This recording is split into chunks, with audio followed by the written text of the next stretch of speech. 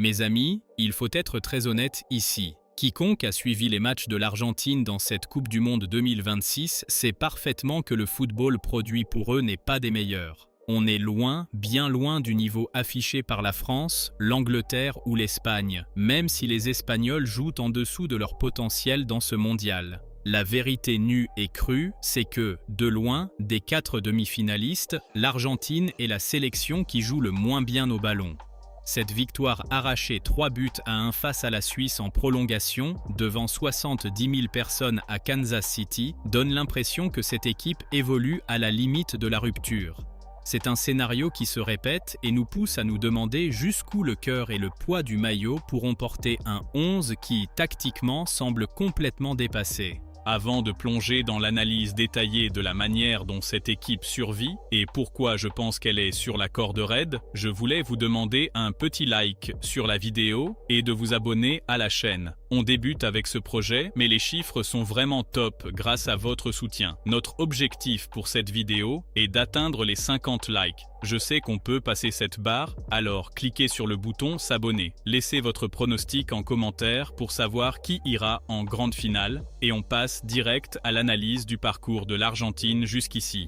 Pour comprendre l'ampleur du problème argentin, il faut voir comment la phase de poule a créé un trompe-l'œil. Au premier tour, les Argentins sont tombés sur l'Algérie, l'Autriche et la Jordanie. C'était des confrontations face à des sélections bien inférieures et à un moment où les joueurs étaient encore frais. Face à ces défenses fragiles, l'Argentine a réussi à imposer son jeu axial de redoublement de passes en faisant circuler le ballon autour de Messi et en décrochant 3 victoires tranquilles. À ce moment-là, on pensait que ça allait dérouler. Pourtant, dès les matchs à élimination directe, quand le niveau est monté d'un cran, tout ce football a disparu.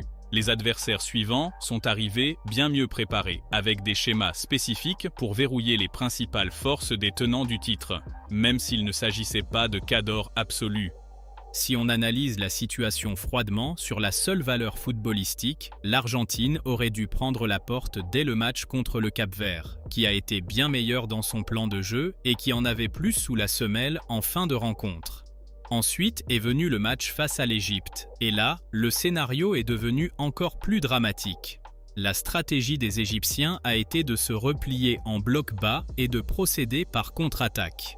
Comme ils ont énormément densifié l'axe et que l'Argentine manque d'ailiers percutants et de latéraux agressifs pour écarter le jeu, l'équipe s'est montrée incapable de poser son jeu de combinaison habituel. L'Égypte a totalement dominé les débats, menant 2-0 et s'offrant au moins 4 balles de break monumentales. Les mecs ont vendangé leur qualification par pure maladresse et l'Argentine n'a ressurgi qu'à la 34e minute de la seconde période, uniquement au courage, alors que l'Égypte a paniqué après le premier but encaissé avant de louper une énorme occasion de plier le match.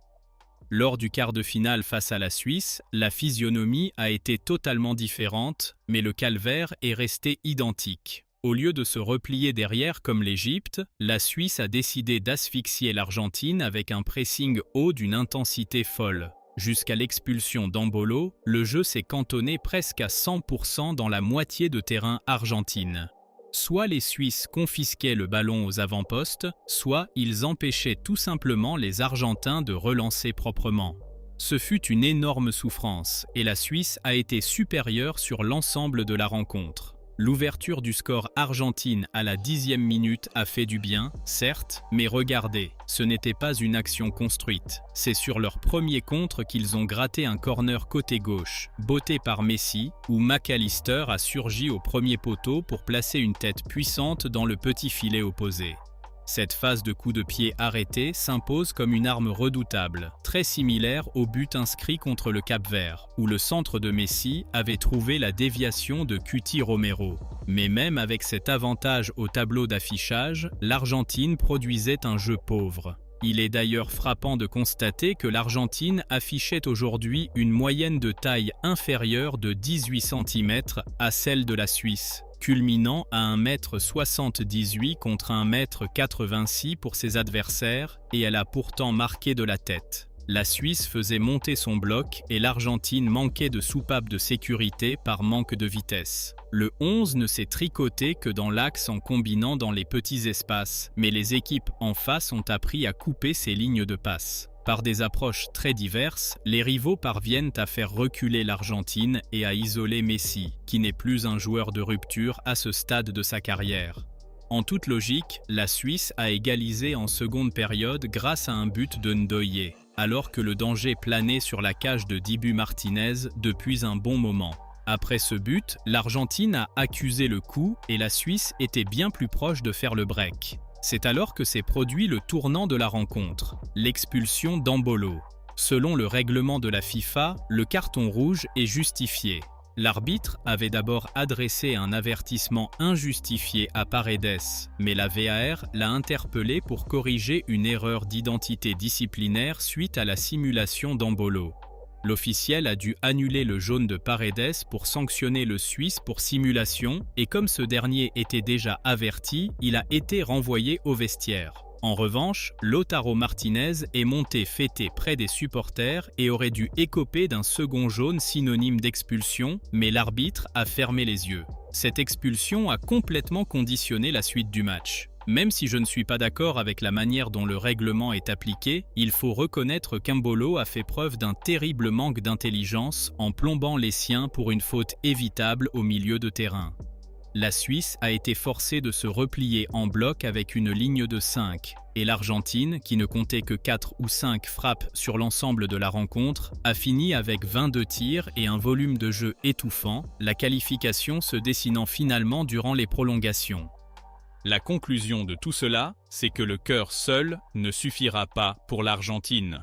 C'est vrai qu'ils sont allés chercher leurs 3 qualifications au forceps, au mental et à l'envie, parce que sur le plan tactique, ils étaient totalement dépassés. Sauf que le Cap-Vert, l'Égypte et la Suisse ne sont pas des nations du top niveau mondial, et ils ont déjà énormément souffert. Maintenant, l'Argentine va se frotter à un profil ultra physique, rapide et technique en demi-finale, l'Angleterre de Tuchel. Les Anglais arrivent avec un net statut de favoris car ils ont croisé le fer avec des équipes bien plus armées dans ce mondial, en éliminant le Mexique et la Norvège, 2 révélations du tournoi, en plus d'avoir déjà défié la Croatie. L'Argentine accuse également des lacunes physiques évidentes pour tenir le rythme des rencontres. Messi reste à égalité en tête des buteurs avec Mbappé, n'ayant pas trouvé le chemin des filets aujourd'hui.